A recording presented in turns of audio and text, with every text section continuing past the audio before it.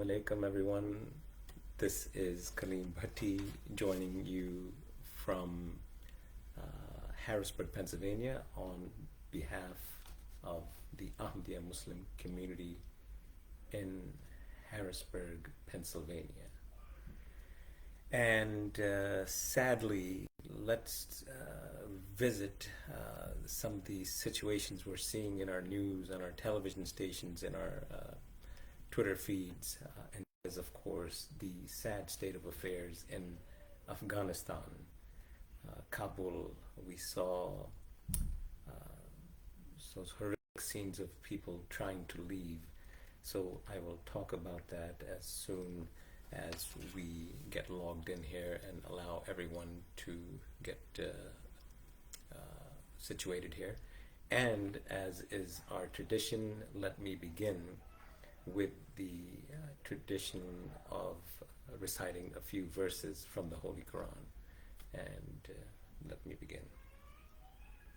أعوذ بالله من الشيطان الرجيم بسم الله الرحمن الرحيم الحمد لله رب العالمين الرحمن الرحيم مالك يوم الدين إياك نعبد وإياك نستعين اهدنا الصراط المستقيم صراط الذين أنعمت عليهم غير المغضوب عليهم ولا الضالين.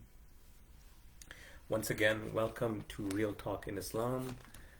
We are the Ahmadiyya Muslim community in Harrisburg, broadcasting from Harrisburg, and we are the True Islam, the members of True Islam, where we have spread from a tiny village from Qadian, India, established by the second coming, the promised Messiah, the second coming of Jesus, Prophet Jesus, alayhi salam, on whom be peace, in the second coming of Hazrat Mirza Ghulam Ahmad.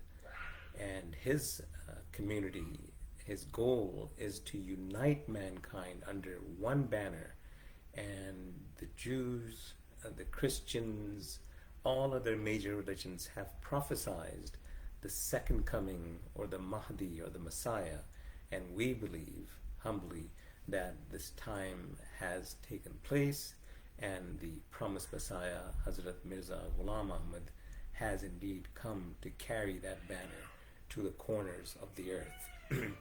Now, the community, the Ahmadiyya Muslim community, has spread to over 200 countries of the world. He himself, the promised Messiah, wrote over 80 books on various topics. He was a man of God. He was a prophet of God. And in the United States alone, there is over 74 chapters of this Muslim community, Ahmadiyya Muslim community, and Hadi Mosque is home to Harrisburg's Muslim community in Harrisburg. So, as I touched on in the introduction, today we go back some 100 years where a horrific crime took place. There was a prominent gentleman by the name of Sahibzada Abdul Latif, who was a well-known, highly respected scholar in the land of Afghanistan. He was known far and wide. He was extremely knowledgeable. Everyone looked up to him. And as we mentioned weeks ago, we had just passed the days of Hajj. And of course, in this story, this facts that I'm about to relate, is directly related to Hajj, because Abdul Latif was on his way. He had made up his mind to attend the Hajj, to complete the Hajj. And by way of India, because this is how the route was for him from Afghanistan somehow, it was taking him through India. And as I mentioned, Hazrat Mirza Ghulam Ahmad, the promised Messiah, was in Qadian, India, a small village in India. And during his travels to Hajj, he passing through India, he came to hear that someone has claimed to be the Mahdi, the promised reformer. And as you know, when Hazrat Prophet Muhammad Mustafa sallallahu alaihi wasallam has reportedly said that once you hear of someone, go investigate, crawl on your knees, crawl on your hands and your arms to inquire who this person is and determine if it's the truth or not.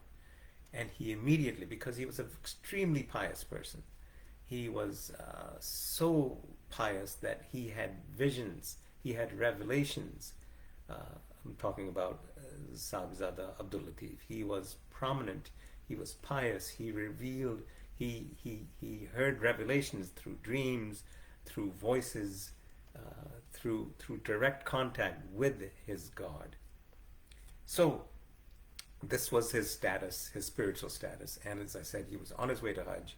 And during the travel, when he reached India, he heard that someone has claimed to be the Messiah. And this should be our thinking as well in this day and age, that if we hear that someone has proclaimed to be the second coming, then we should do our best to investigate who that person is and see if he is indeed from God. So he heard of the Messiah, he arranged a meeting with the promised Messiah, and upon seeing the lovely, blessed face of the promised Messiah, alayhi salam, he immediately said, there is no other debate. I accept, and I am no longer anything. My status in Afghanistan, in Kabul, is nothing. You are everything to me. And as a result of seeing this promised Messiah, Hazrat Mirza Ghulam Ahmad, he decided to forego the Hajj. He says, that's it. And he wanted to gather and stay some more to learn from the promised Messiah. Now, as I alluded to earlier, Hazrat Abdul Latif had visions. So he had revelations. And one such revelation was that he was told that he will be martyred in Afghanistan. And seeing the promised Messiah, coincidentally, he too had a revelation that Sahibzada Abdul Latif will be martyred. And they both knew this. And after some time, it was a very sad parting, very emotional parting.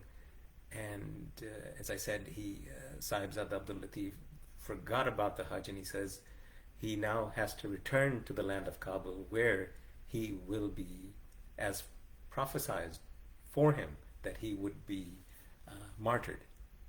And he forgot about the Hajj, and he returned to the land of Kabul. And upon returning to Kabul, when word got around that he had accepted the Ahmadiyya Muslim community, that he had accepted the hand of the promised Messiah, the Amir, the governor of that time,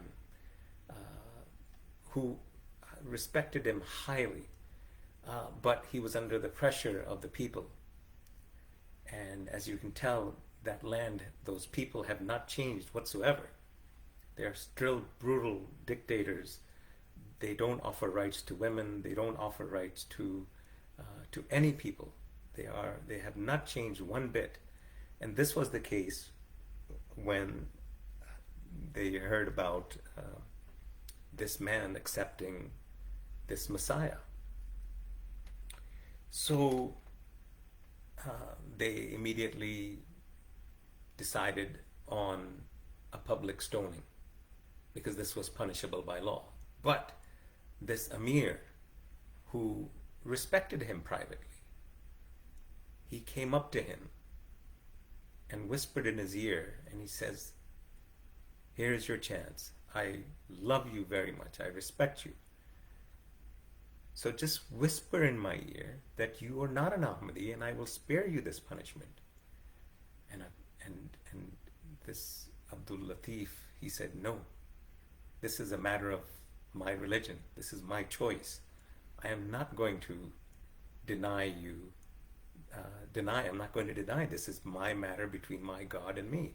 I am not going to say this just to save my life. And then hearing this, the Amir said, okay, let me announce to the whole world, to the people that are gathered here, that you are not an Ahmadi and you will be spared this stoning. And he said, no, I will not allow you to do this, because if you do, I will loudly exclaim that you are lying, and I am an Ahmadi and I will continue to be an Ahmadi. So this was his conviction. He had no fear. He had been prophesied that your blood is, the land of Kabul is calling for your blood. And if it was us, if it was you listening, would we return to our land? Ponder that. But Sahibzada Abdul Latif Shaheed said, no, you cannot take this right away from me. I have accepted the Imam of the age, and I will now go forward with whatever punishment you have in store for me. So he gave the Amir no choice. He gave that leader no choice but to carry out that public stoning, that public execution. And as is customary in any execution, the condemned are often given their last words. And it was at this point that Sahibzada Abdul Latif took the opportunity and said, listen, all you people, what you are about to do to me, you are about to commit a very, very grave mistake for the land of Kabul. And if you carry this on, you will be punished severely by my God. My God has told me that if you carry out this stoning, you will regret this, and Afghanistan and the land of Afghanistan and Kabul will never ever be the same again. But as I said, the Amir had no choice, because Sahibzada Abdul Latif had taken away all options that to recant his newly found faith, and the execution took place. So as he was walking, and I digress a bit, as he was walking to the point of the stoning, in those heavy chains, he held his head up extremely high with full honor, not in any kind of shame that my life is about to end. And this was the stature, this was the status of this great man, Sahibzada Abdul Latif. So, as I said, the execution did take place, and soon after, mere days after, mere hours after, a strange phenomenon began to take place, and a yellow dust storm came into the area. And this was not in season. These dust storms, if they did happen, they would happen outside of Kabul, not in Kabul. And this was not the season for dust storms. But this yellow dust storm came in closing in. And immediately the people began to realize that we may have done something wrong. We have never seen this, and it looks like Allah is going to punish us for this. And then shortly after, again, out of season, the disease of cholera set in, and death began to set in left and right. And now the Emir, these people that were in charge of, who were in charge of this wrongdoing, he himself began to fear. And there was so what he did was the Emir decided to shut his palace doors, and nothing was to come in, nothing was to go out. No water coming in, no food coming in. Everything that remained in that building, in that palace, was shut in, so that there was no opportunity for this virus, this cholera, to come in. And as I said, outside all of Kabul, death everywhere. And it was a torturous death. It was not just a simple death. These people who got afflicted with this cholera died miserably. Now, this Amir, who feared this, he actually feared more for his wife that he loved madly. He had a young wife that he was absolutely delighted with, and he feared that she shouldn't get sick, that she shouldn't get ill. But this was Allah's punishment. She got the cholera and died before his very eyes in an extremely torturous, painful manner, that as he saw this, as the Amir saw this, he absolutely lost his mental capacity. And as a result of this execution, that this crime that they committed, he and seeing his beloved wife that he was absolutely totally deeply in love with, seeing her painfully wither away and die, it caused him to go insane. So of course he was still a prominent person, and from that day forward, this Amir was never ever seen in public until his dying day. And this was the curse of killing and murdering an Ahmadi, someone who strictly was killed for accepting the true Islam. Now, some of these details we would not have known had it not be for this British engineer who was also a writer. And if you can Google this book, it's called Under the Absolute Amir. Right? Under the Absolute Amir. This was a book written by, I have it written here. But if you just Google this, I believe his name is in. But in general, this book was a political book, and he was fed anti-Ahmadi messages. But when it came to this, that's where you can tell that he was seeing exactly with his own eyes, not just his propaganda that was anti-Ahmadiyya. So this book, Under the Absolute Amir, is a must-read, and you can see where these details, had it not for this book, we would never have known the last moments of Sahibzada Abdul Latif Shaheed. The dust storms, the cholera, the Amir shutting down his palace in fear, the death everywhere, the yellow storm, all of these things we would never have seen come to light. But by the grace of Allah, these were all recorded in this book because this needed to be a sign. Now, the promised Messiah, when he heard about this brutal stoning, he immediately uttered the words, something to the effect that, "O land of Afghanistan, land of Kabul, you have fallen in the sight of Allah." And those prophetic words can be seen even today in our television screens. We saw there has never been peace. The United States government has had to vacate. The Russians had to vacate. No one has been able to keep peace on this land of Afghanistan. And I always like to share, when I look at passports, the status of passports around the world, in all the countries in the world that has statuses of how many visas or the number of visas that a country requires for travel, you will if you can Google this, you'll see that Afghanistan is last on the list of countries. It's on the bottom. It has fallen to the bottom exactly in the same words as the promised Messiah said, O land of Kabul, you have fallen in the sight of Allah. There is no respect for this country whatsoever, unfortunately.